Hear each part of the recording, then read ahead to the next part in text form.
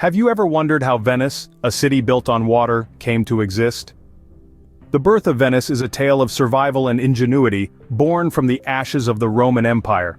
During the 5th century, as the Western Roman Empire crumbled under the onslaught of the Huns, a group of desperate Roman citizens sought refuge in a place no barbarian horde would think to look: the muddy lagoons of the Venetian lagoon.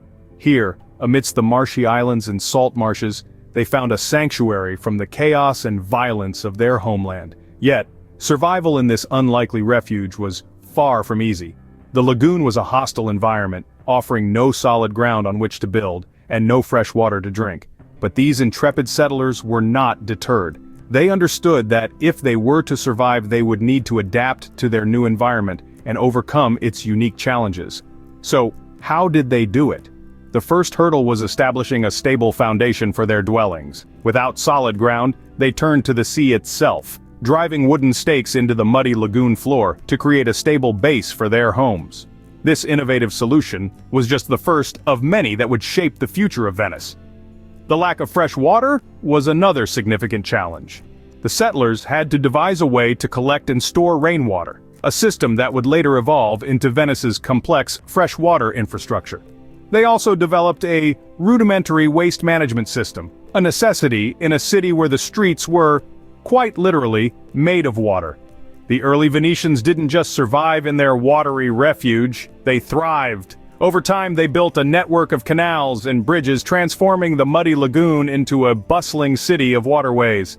Their innovative solutions to the challenges posed by their environment laid the groundwork for the iconic city we know today.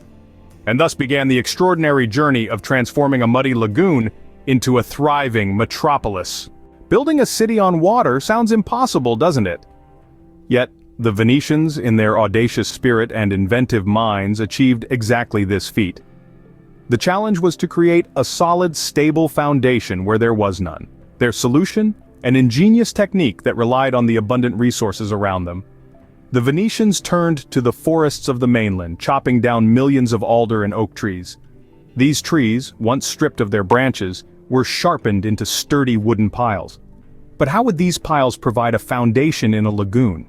The answer lies in the unique composition of the Venetian lagoon itself. The lagoon's bottom layer is a dense clay, a material that's resistant to water and provides a certain degree of solidity.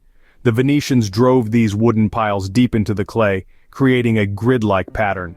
Each pile acted like a nail, pinning the waterlogged clay in place, and together they formed a stable platform for construction.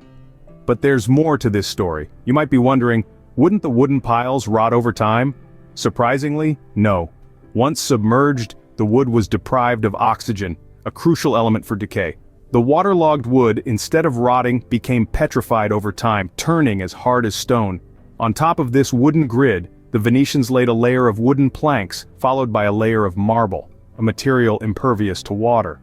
This marble layer served as the foundation for the buildings we see today. Each building in Venice is, therefore, not built on land, but on wooden piles driven deep into the clay of the lagoon.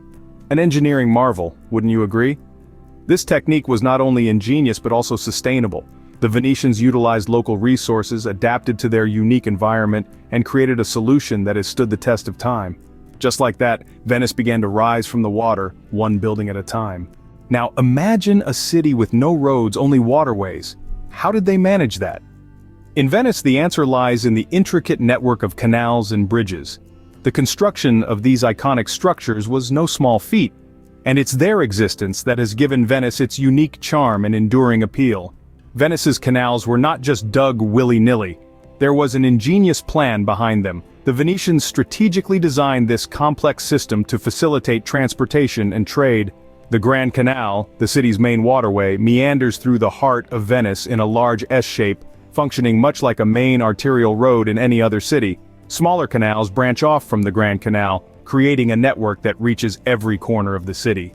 This intricate system allowed goods to be transported easily and efficiently throughout Venice, contributing greatly to the city's bustling trade and commerce. Sure, canals are great for transport, but what about getting from one side to the other without a boat? Enter the bridges of Venice. There are more than 400 bridges in Venice today, but the construction of these bridges was not an easy task.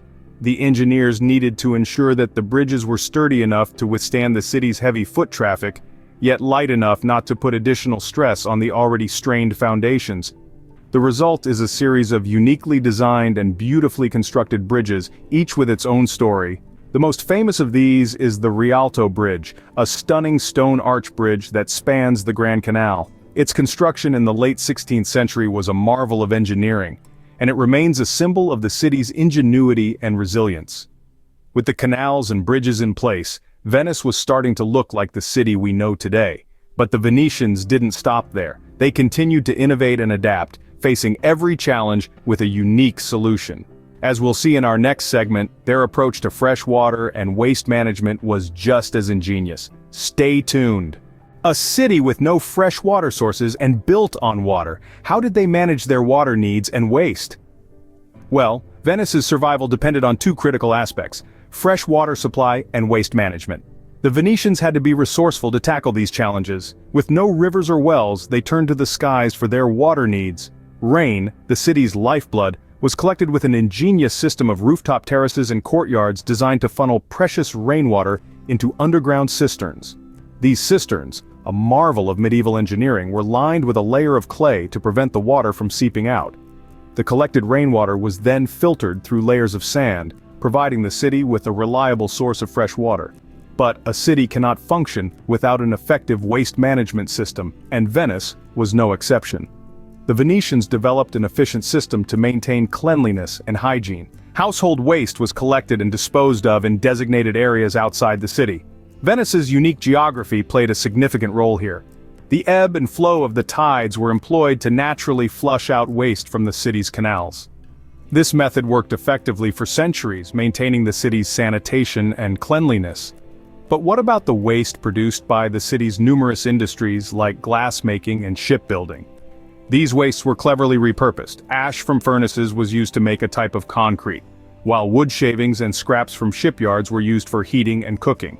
The Venetians epitomized resourcefulness and adaptability. They embraced their unique circumstances, turning potential drawbacks into assets. They devised ingenious systems to harness rainwater and manage waste, demonstrating their remarkable resilience and commitment to sustainability. And so Venice not only survived but thrived, overcoming challenges that would have sunk any other city. From a muddy lagoon to a medieval marvel, Venice's rise was nothing short of extraordinary. The transformation of Venice from a cluster of marshy islands into a bustling center of trade and culture during the Middle Ages is a testament to the visionary spirit of its inhabitants. Venice's strategic location at the crossroads of the East and West, along with its navigable canals and safe harbor, made it a natural hub for commerce. The Venetians capitalized on this, developing an extensive trade network that spanned the known world. They traded in everything from spices and precious gems to silk and grain, amassing immense wealth in the process. The city's prosperity was reflected in its grand architecture, stunning artworks, and the opulent lifestyles of its citizens. Venice was not only a powerhouse of trade, but also a beacon of culture and learning. It became a melting pot of different civilizations and cultures, from the Byzantines in the east to the Franks in the west. The city's thriving intellectual scene attracted scholars, artists, and writers from across Europe, further embellishing its reputation as a cultural hub. The city's unique form of government, known as the Most Serene Republic of Venice, also played a crucial role in its rise. This stable political structure, which combined elements of monarchy, aristocracy, and democracy, ensured a balanced distribution of power and fostered an environment conducive for trade and cultural exchange.